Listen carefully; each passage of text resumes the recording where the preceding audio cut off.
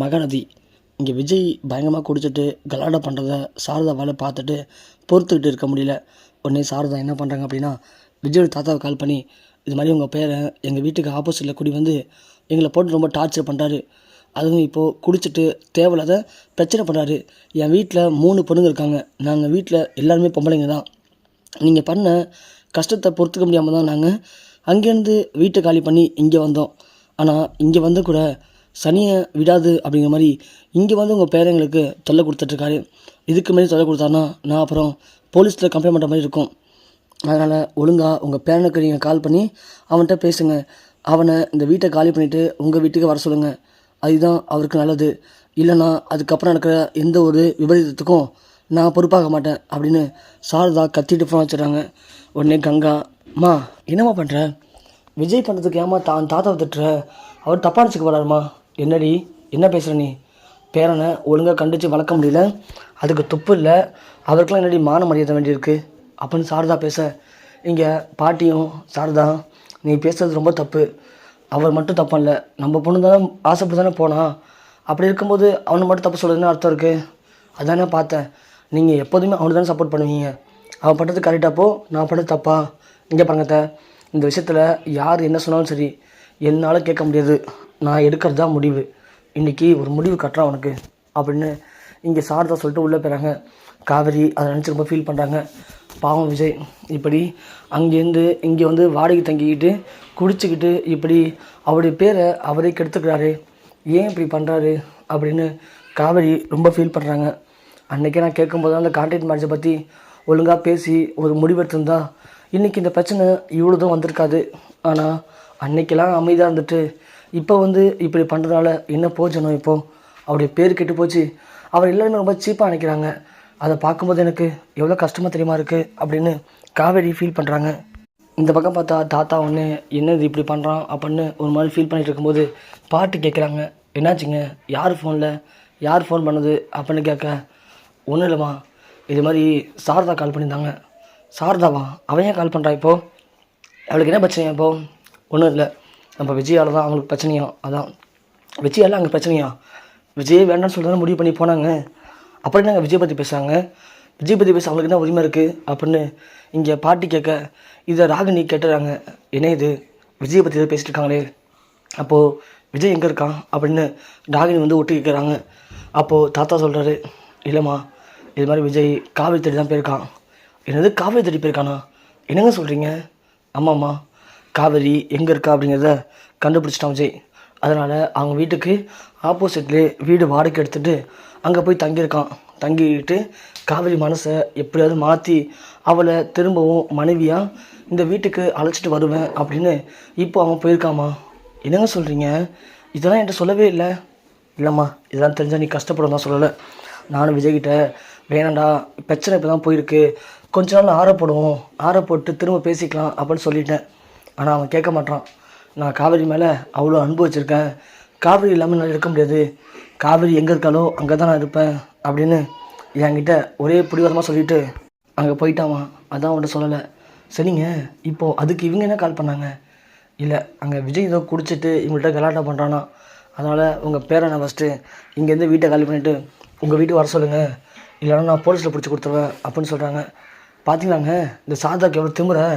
இங்கே இருந்த வரைக்கும் அப்படி அமுனி மாதிரி இருந்தால் இப்போது அங்கே போனதுக்கப்புறமா நம்ம பேரனே போலீஸில் பிடிச்சி கொடுத்துருவாளாவ. ஏங்க, புருஷன் பாட்டு பிரித்து வைக்கிறதுக்கு இவ யார் ஃபஸ்ட்டு? கேட்டால் தான் பொண்ணை ஏமாற்றிட்டீங்கன்னு சொல்கிறா. விஜய் பண்ண தப்பு தாங்க, கான்ட்ராக்ட் மேரேஜ் போட்டு தப்பு தான். ஆனால் காவேரி அதுக்கு ஒத்துக்கிட்டு தானே கையெழுத்து போட்டான். ஒத்துக்கிட்டு தானே இங்கே வந்தா. அவளும் நம்ம ஏமாற்றிங்க அடிச்சது இல்லையே. அப்படி இருக்கும்போது நம்ம பேரனை மட்டும் தப்பு சொல்கிறது எப்படிங்க நியாயம்?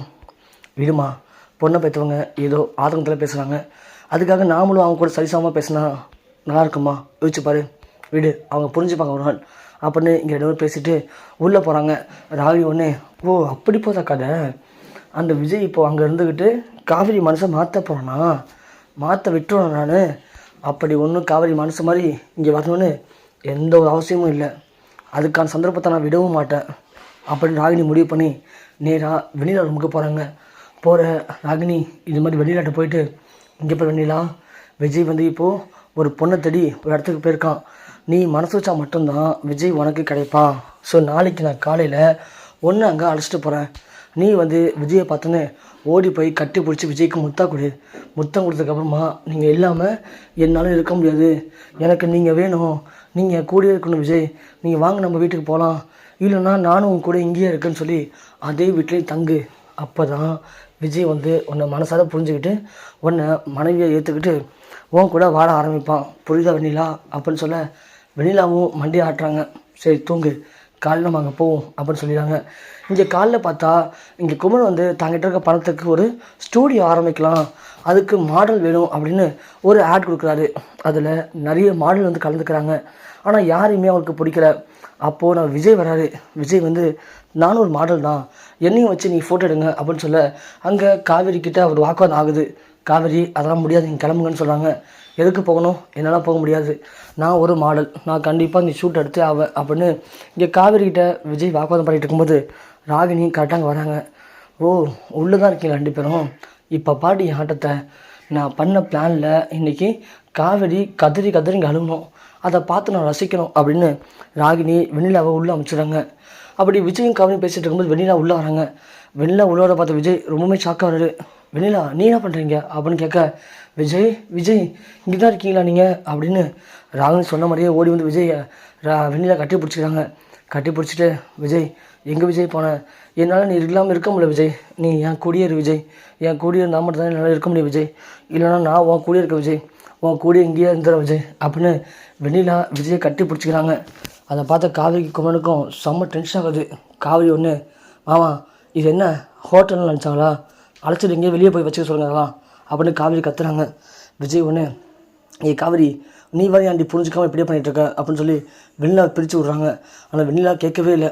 அப்புறம் விஜய் ஒரு கட்டத்துக்கு மேலே கடுப்பாகி வெண்ணிலாவை பல்லன்னு ஒரு அறா விட்றாங்க. அதை பார்த்தா ராகினி உடனே இருந்து விஜய் இப்படி பண்ணிட்டான் அப்படின்னு அங்கே அதிர்ச்சியாக நிற்கிறாங்க. விஜய் ஒன்று இங்கே பண்ணிடலாம், உனக்கு அவ்வளோதான் மரியாதை சொல்லிட்டேன், நான் உன்கிட்ட தெளிவாக சொல்லிட்டேன், எனக்கு ஏற்கனவே கல்யாணம் ஆகிடுச்சின்னு, நீ என் வாழ்க்கையிலேருந்து விட்டுட்டு தள்ளி போனது உன் தப்பு, நீ விட்டுட்டு போனதுக்கப்புறமா நான் உன்னை நினச்சி ஃபீல் பண்ணலாம் உண்மை தான், ஆனால் அதுக்கப்புறமா நான் மனசை மாற்றிக்கிட்டு இப்போது காவேரியை என் மனைவியை ஏற்றுக்கிட்டேன், என் மனசில் காவேரி மட்டும்தான் இருக்கா, நீ சுத்தமாக இல்லை, அதை உங்ககிட்ட எத்தனை சொல்லி நான் புரிய வைக்கிறது, புரிஞ்சுக்கோமல, இதுக்கு மேலே உன்னை விட்டு வச்சா செட் ஆகாது, நீ முதல்ல இப்போயே கிளம்பு, உனக்காக நான் ஹோமில் பேசிட்டேன், இனிமேல் நீ அந்த ஹோமில் தான் இருக்க போகிற, இனிமேல் நான் உன்னை எப்போயாவது வந்து பார்ப்பேன், இதுக்கப்புறம் நீ உனக்கு எனக்கும் இடையில ஒன்றுமே இல்லை, புரிஞ்சுக்கோ, இந்த இருக்கா பாரு, இவ தான் என் மனைவி அப்படின்னு டக்குன்னு விஜய் காவேரியை கட்டி பிடிச்சிடுறாரு. அந்த இடத்துல காவேரியில் ஒன்றும் சொல்ல முடியல. அதை பார்த்த ராகினி செம்ம டென்ஷன் ஆகுறாங்க. வெளியில் பார்த்துட்டு எதுவும் பேச முடியாமல் அமைதியாக நிற்கிறாங்க. அந்த இடத்துல காவேரியும் விஜய் எதுவுமே சொல்லவே இல்லை. அதை பார்த்து ராகினி என்ன இது, காவேரி விஜய் கட்டி பிடிச்சதும் காவேரி அப்படியே நிற்கிறான், இவ்வளோ சண்டைன்னு சொன்னாங்க, ஆஹா நாமளே ஒரு திட்டத்தை போட்டதில்ல, அந்த திட்டம் இப்போ விஜய்க்கு பாசிபிள் அமைஞ்சிச்சு போலக்கு, சதிகாரி அவன் தான் கட்டி பிடிக்கிறான்னா கோவத்தில் இருக்காங்கல்ல, விட்டு தள்ளி வரலாம்ல, அவனும் அப்படியே கட்டுப்பிடிச்சு நிற்கிறா பாரு, நாம் போட்ட பிளான் நமக்கே இப்படி ஆபத்தாக வந்து முடிஞ்சிச்சு அப்படின்னு ராகினி அப்படியே டென்ஷன் நிற்கிறாங்க.